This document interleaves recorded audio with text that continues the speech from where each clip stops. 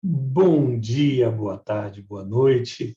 Eu sou o professor Sebastião e estou aqui para falar com vocês remotamente sobre os artigos 130, 131 e 132 do Código Penal.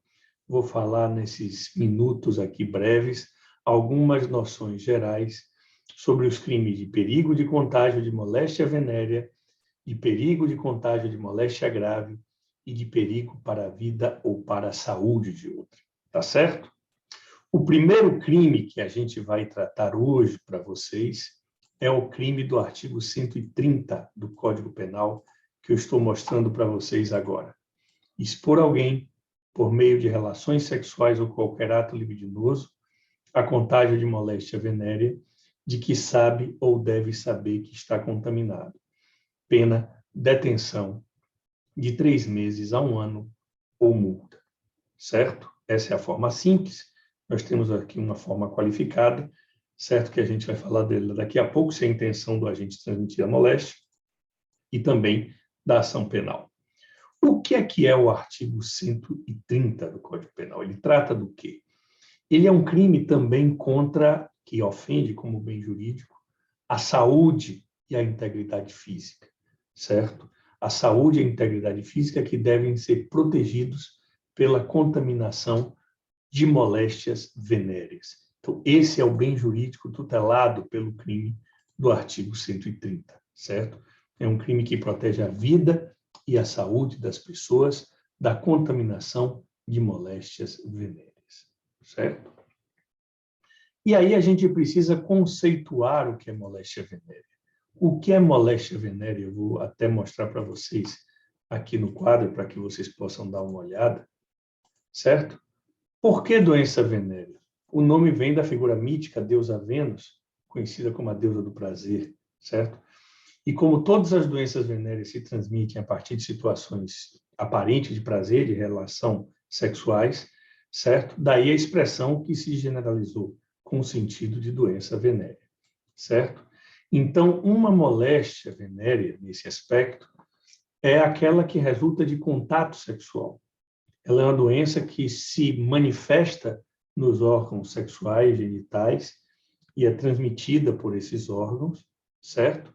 Então, esta doença, uma vez que é transmitida por órgãos sexuais, por contatos sexuais, então, por esta razão, por este motivo, elas são chamadas de moléstia venérea, certo? O sujeito ativo desse crime, então, só pode ser alguém portador de moléstia venérea, certo? Sexualmente transmissível.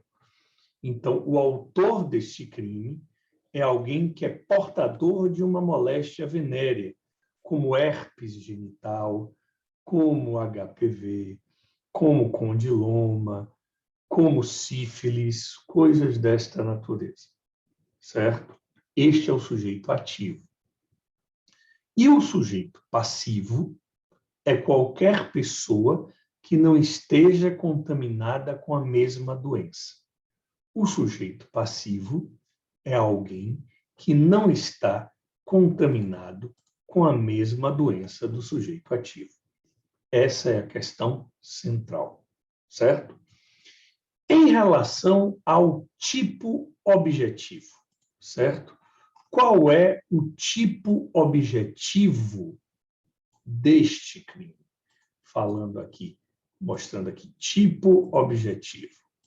Qual é o tipo objetivo?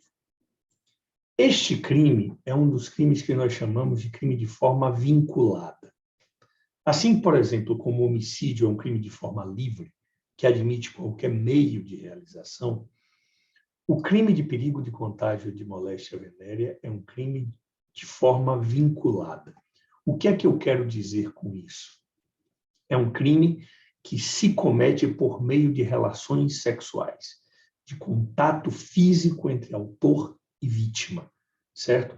É preciso que a pessoa mantenha relações sexuais com a vítima, expondo a vítima a perigo de contágio.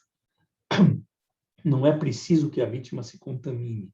basta que, por meio das relações sexuais, se submeta a vítima a este perigo de contágio. Tá certo? É bom que isso fique bem claro para vocês. Além disso, é bom dizer que se, por exemplo, A mantém relação sexual com B, que é uma pessoa casada, e A está contaminado com a moléstia venérea, A comete o crime contra B, que é a pessoa casada. Não comete crime contra X, que é o marido ou a esposa de B, certo? Por quê? Porque, como o crime é de forma vinculada, o sujeito ativo só comete esse crime contra as pessoas com quem manteve relação sexual. Se não houve relação sexual entre elas, não vai haver o crime nesse aspecto, tá certo? Só há o crime com as pessoas com quem se mantém relação sexual, ok? Mais adiante, além do tipo objetivo, vamos falar agora do tipo subjetivo. Vamos falar para vocês agora em relação do chamadíssimo tipo subjetivo. E o que é que eu quero dizer sobre o tipo subjetivo? Aí nós temos duas situações particulares. Se o sujeito age com o chamado dolo de perigo, ele mantém relação sexual com a vítima, certo? Expondo a vítima ao risco da contaminação, ele vai responder pelo crime na sua forma simples, como eu estou mostrando para vocês agora, mostrando o Código Penal. Ele vai responder com pena de detenção de 3 meses a 1 ano ou multa, pena que torna o crime de competência do Juizado Especial Criminal.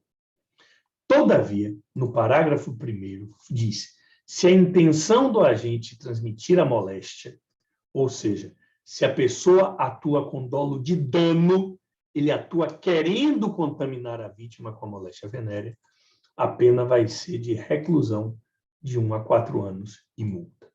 Então, é bom deixar bem claro, se o sujeito age com o chamado dolo de perigo, a pena é máxima é de 1 ano e o crime é de competência dos juizados. Se o sujeito age com dolo de dano, dolo direto de dano, a pena máxima passa a ser de 4 anos, vai ser a forma qualificada do delito. 3 questões a mais merecem ser suscitadas aqui. A primeira diz respeito à ação penal. É bom deixar bem claro que o crime de perigo de contágio venéreo somente se procede mediante representação. Como vocês estão vendo aí, a ação penal é pública, condicionada à representação. Esta é a primeira coisa que merece ponderação de vocês aqui. A segunda coisa é que este crime, certo, pode incidir em concurso com o eventual crime de estupro, certo? É bom deixar bem claro que se o sujeito, nesse caso específico, transmite uma vítima doença sexualmente transmissível, certo? Vai ser um estupro com uma pena aumentada, certo? É bom deixar bem claro também que se houver o contágio, se a vítima for contaminada, o sujeito vai responder por lesões corporais e não pelo crime de perigo de contágio venéreo. O crime de lesões corporais, como crime de dano, absorve o crime de perigo de contágio venéreo. Mas alguém vai me perguntar, Sebastião, e por que o crime de estupro não absorve o crime de perigo de contágio venéreo? Porque a gente está falando de bens jurídicos distintos.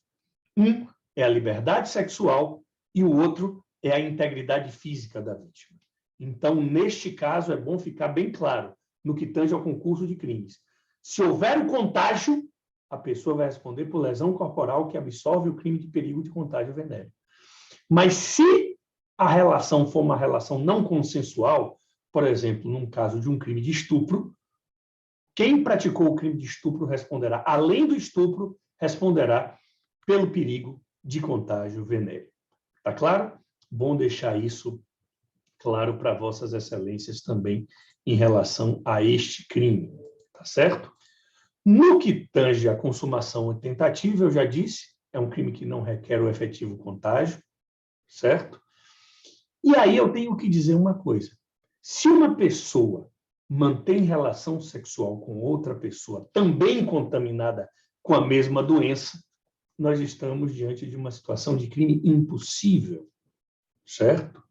Da mesma forma, se o sujeito toma as precauções, por exemplo, o uso de preservativo pode ser considerado um meio que demonstra a ausência, no mínimo, do dolo de perigo, certo? E, no caso, como o crime é de perigo concreto, até a efetiva inexistência de tipicidade objetiva pela ausência de perigo de contaminação pelo uso de preservativo, tá certo? É bom que isso fique bem claro para vocês, tá certo? Então, com isso, a gente brevemente fecha o artigo 130 e vamos começar a falar agora do artigo 131 do Código Penal. Esse aqui não. Vamos falar para vocês do artigo 131, que é perigo para a vida ou saúde de outrem, um crime atual por conta do Covid aqui agora. É importante que a gente faça essas ponderações aqui. Agora sim, o artigo 131, que diz assim: praticar perigo de contágio de moléstia grave. Praticar, com o fim de transmitir a outra em moléstia grave de que está contaminado, ato capaz de produzir o contágio. Pena, reclusão de 1 a 4 anos e multa. Certo? Ou seja, nós temos uma situação no artigo 130, de uma pessoa que está contaminado não mais de moléstia venérea, mas de uma moléstia grave, e que pratica um ato com o intuito de contaminar outra pessoa. Tenho que mostrar para vocês aqui uma reportagem, para vocês verem aqui uma situação de possível crime, que aqui eu vou mostrar para vocês. Ó, aqui, ó. Compartilha a tela aqui, ó. Um homem com Covid é preso após passar a mão em maçaneta de carro no Rio Grande do Sul, certo? E aí a Polícia Civil investiga se o homem tentou disseminar a doença intencionalmente, né? Nós temos situações desta natureza. Então, este crime do artigo 130 consiste na conduta de alguém que é portador de uma moléstia grave e contagiosa, e o sujeito tem a pretensão de contaminar terceiro, certo? A partir de um ato capaz de produzir o contágio, certo?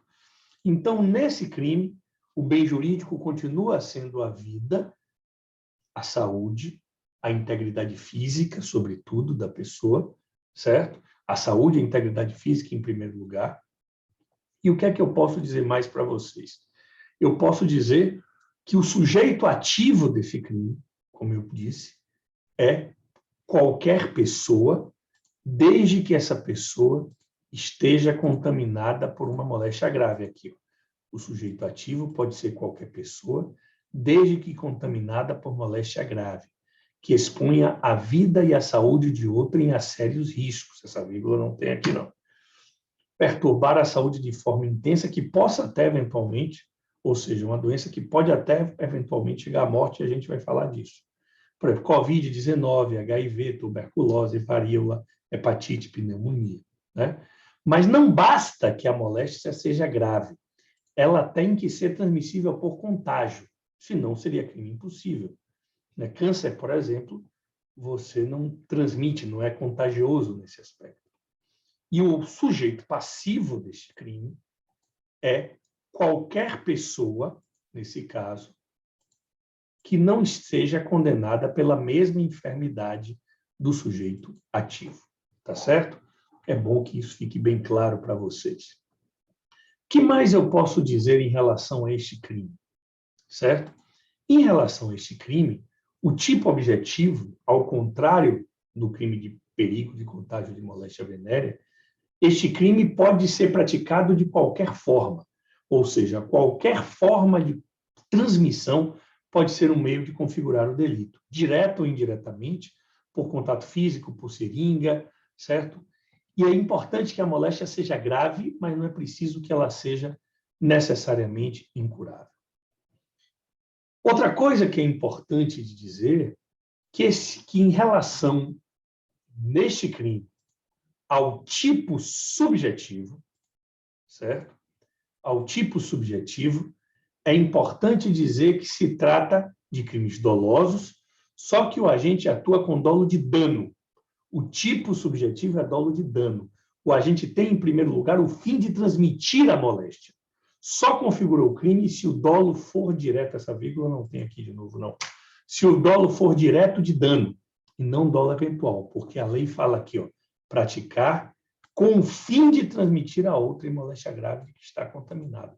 Ele tem o propósito de transmitir a outro, certo? Esta moléstia grave de que está contaminado. Então, essa é a característica essencial do artigo 131, do ponto de vista do tipo subjetivo. É importante a gente dizer que esse tipo tem relações com o crime de lesão corporal e, eventualmente, até de homicídio, porque esse tipo é uma norma especial em relação ao crime de lesão corporal, certo? Porque este crime, se não tivesse essa previsão no Código, ele seria uma tentativa de lesão corporal.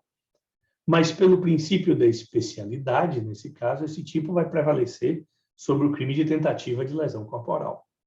Agora, se houver a contaminação por moléstia grave, a pessoa vai responder por lesão corporal grave ou gravíssima, conforme o caso. Então, as lesões corporais vão absorver esse crime de perigo, certo? Caso elas venham a ocorrer, caso a pessoa venha a ser contaminada. E se a pessoa vier a óbito, a vítima, o sujeito pode eventualmente responder até por homicídio, ou por lesão corporal seguida de morte, ou até mesmo por homicídio com dolo eventual, certo? É bom deixar bem claro, certo? Então, a gente tem que levar em consideração essa situação, sobretudo em épocas em que a Covid-19, certo, assola toda a humanidade, certo? Porque o conceito de moléstia grave é um elemento normativo do tipo, mas, obviamente, ela não precisa estar expressamente no rol, embora a Covid esteja no rol, inclusive, de doenças cuja notificação é compulsória, certo? É bom que isso fique bem claro para todos vocês aqui, tá certo? Por fim, para fechar esse bloco rapidamente, eu tenho que falar do artigo 132 do Código Penal, que é o tipo subsidiário por excelência, o tipo residual por excelência da proteção da vida e da saúde de alguém. O que é que diz o artigo 132? Vamos dar uma olhada nele?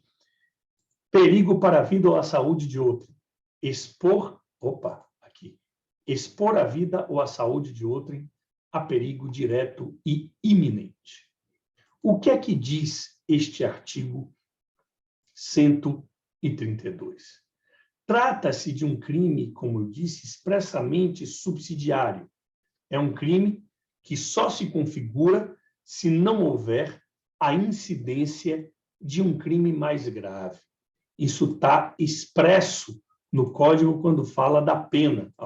A pena de 3 meses a 1 ano, se o fato não constitui crime mais grave. Então, o que é que eu posso dizer para vocês aqui em relação ao artigo 132, certo? Esse crime foi instituído para coibir as situações em que pessoas são submetidas a riscos, né? Eventualmente trabalhadores, eventualmente trabalhadores da construção civil, trabalhadores do campo, ou seja, muitas vezes por pessoas que não tomam medidas de proteção em relação à vida ou integridade física dessas pessoas. Então, é um crime do artigo 132 que trata da proteção da vida e da saúde, certo?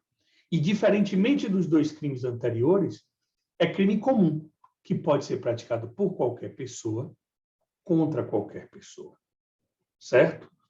Então, é um crime de alguém que expõe a vida ou a saúde de outrem a um perigo direto, ou seja, um perigo concreto, real, e um perigo iminente, ou seja, um perigo que está prestes a acontecer. O que é que eu posso citar como exemplo?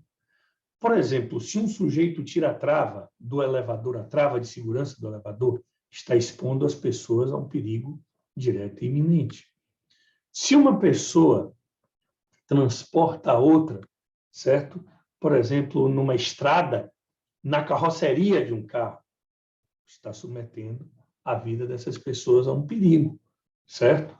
Então, nesse caso específico, o sujeito expõe a perigo, que significa criar uma situação perigosa para a vida ou a saúde de pessoa determinada.